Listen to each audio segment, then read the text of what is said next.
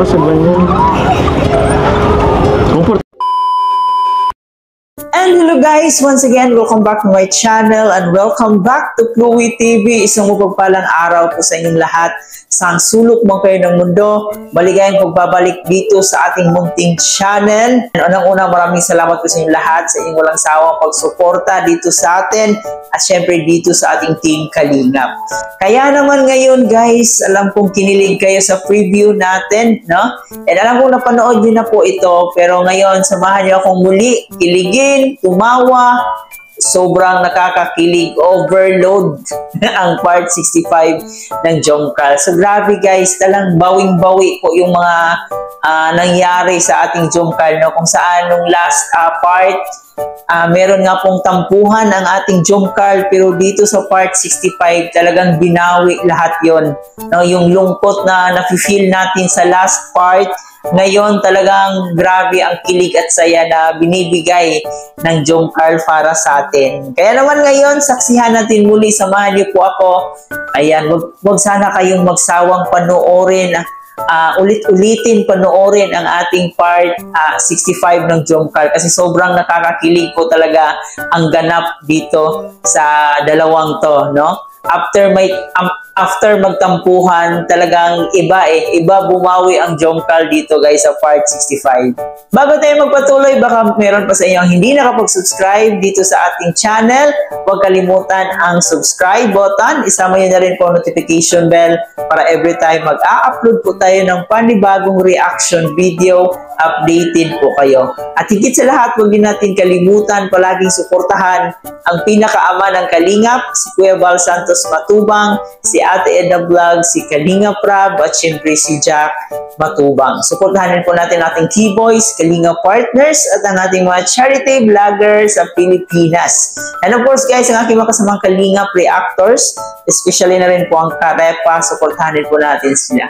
So kaya naman guys, wag na nating patagalin pa.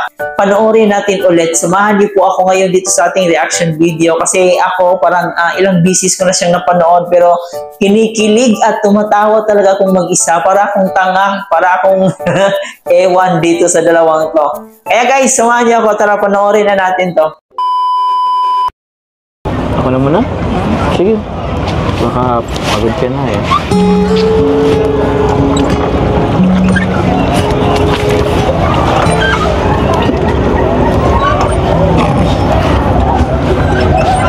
Hindi, kaya paano ako makasagwan yan? Komportable ka ba dyan?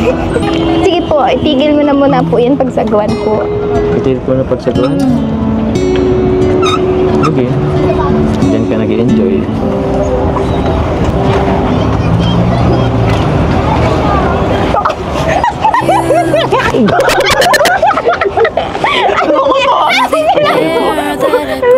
Wait. Lakas ah! Ba't po inamin mo yung ulo ko? Amoy po akong anay. Sandal ka sa akin. Sandal ka na lang ulit. O, di ko na amoyin. Sige na, sandal ka na ulit. Sorry hindi ko napigilan. Medyo namiss ko na rin kasi yung ano yung aroma mo.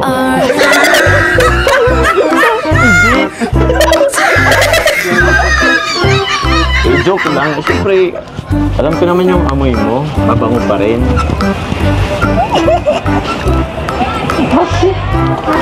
Kayo nga po eh. Bakit? May usok po. Nagsamit kasi tayo kanina. Teka lang, Carla. Papansin ko lang. Ba't andito pa tayo? Hindi mo lang tayo gumit mo. Kanina pa tayo magkausap. Gilid pa rin tayo. Ikaw? Ano po ba ito? Ha? Okay lang po yan. Importante po. Kasama tayo. Hindi naman talaga. Alam mo pa, hindi ka marunong magsagwan. Ganito kasi yun. Yung pabay mo dyan mo. Ganito kasi magsagwan. Ang tamang pagsagwan. Yan. Para umandar tayo.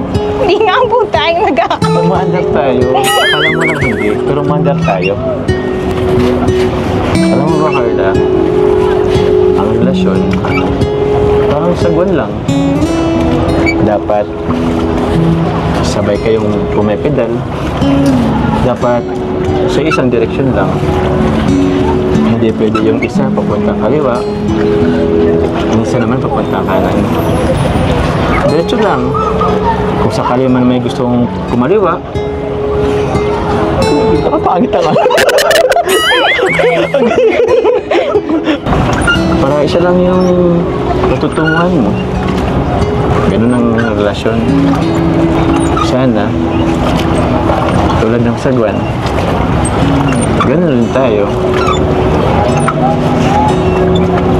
Na isang patutunguhan natin sa dulo. At yun yung araw na pinakaintay ko.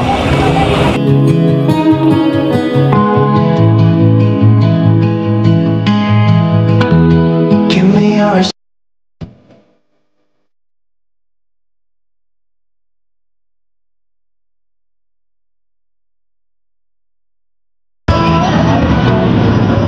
Wala mga bulaklak ko.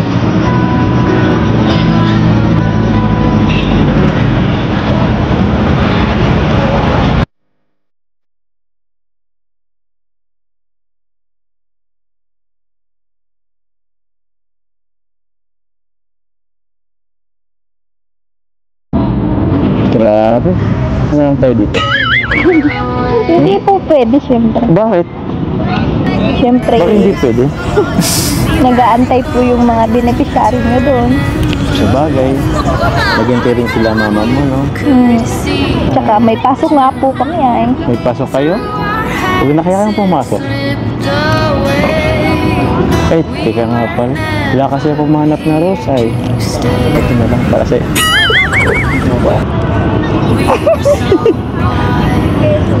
Sa tayo nga talaga kasi yan.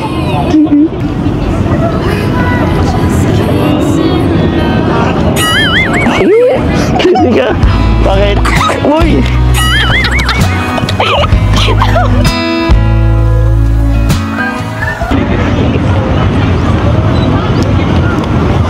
Dami na pong nangyari, ano? Dami na ding toxic sa social media. Pero minsan nasasanay na lang po ako. Hinahayaan ko na lang. Siya? Umiyak ka pa ba? Siyempre po, hindi naman maiiwasan yun. Akala ko nasasanay ka na. Sa bagay, darating din talaga yung time na minsan, pag napupunod tayo, iyak na lang din talaga natin. Pero, kaya naman yan. Pero yun po, sana kahit na anong mangyari, nandyan ka pa rin. Nandito pa rin yung Jomcar, matatag. At yun na nga guys, no? Grabe, masasabi talagang nating kilig overload, no? Sobrang saya. Bawing-bawi na po tayo sa last episode, no? Kung saan may tampuhan ang ating Jomcar. Pero dito sa part 65 guys, talagang binawi nila lahat yung sakit na nafe-feel natin, no? Yung mga disappointment na nafe-feel natin sa last part. Ang daming, siguro ang daming naghiyawan sa inyo guys. Yung iba talagang abot langit yung kilig. Sabi rin ni Carla dito na nasasanay na rin siya sa social media, sa kabila ng mga pangbabash sa kanya, sa Jomcar. Nandito pa rin siya na parang nasasabi niyang go with the flow na lang siya sa mga bashers. Makikita natin kay Carla na talagang hindi na siya ganon ka-apektado sa mga bashers, no? And at least nandito rin si Papa Joms para gabayan at suportahan si Carla. Ang importante, ang ating Jomcar ngayon magkabati na kasi ito talaga yung pinaka hinihintay ng lahat, no? So marami din ang nalulungkot sa kanilang tampuhan kasi ayaw talaga nilang makita ang ating Jomcar, especially si Carla na nasasaktan. And hindi rin natin maikaila kung bakit kilig na kilig si Kalingap JJ sa dalawa, no? Hindi ko ma-imagine si Kalingap JJ sa likod ng camera kung grabe yung kilig talaga niya, no? Yung pa-smile niya talagang napaka-authentic eh. Makikita mo rin sa kanya na sobrang kinilig ito sa Jomcar. And syempre, pati rin naman tayo, di ba? Mapapasana all na lang talaga tayo sa mga kilig and sweet moment ng Jomcar dito sa Baguio. So we hope and pray na magiging forever ang ating Jomcar. And sabi nga nila, no, okay lang may tampuhan, pero ang importante walang sukuan, walang hiwalayan. No, natural lang po yan na minsan hindi kayo nagkakaintindihan, pero ang importante nandun pa rin kayo sa isa't isa. No, nagtutulungan at handang ayusin kung anumang tampuhan meron kayo. Ang importante nandun pa rin yung respeto sa isa't isa. So ayan guys, ipagpatuloy lang po natin ang ating pagsuporta at pagmamahal dito sa Jomcarl. So walang iwanan, no? Road to forever na itong Jomcarl. Kaya hanggang sa dulo guys, samahan natin yung Jomcarl. Bago natin tapusin, baka meron pa sa inyo hindi nakapag-subscribe sa ating channel. And of course, mag-like and share na rin po kayo guys para mapanood pa tayo ng ating ibang Suli Jomcarl fans. Muli po, ito nga po pala si Chloe TV. Marami pong salamat.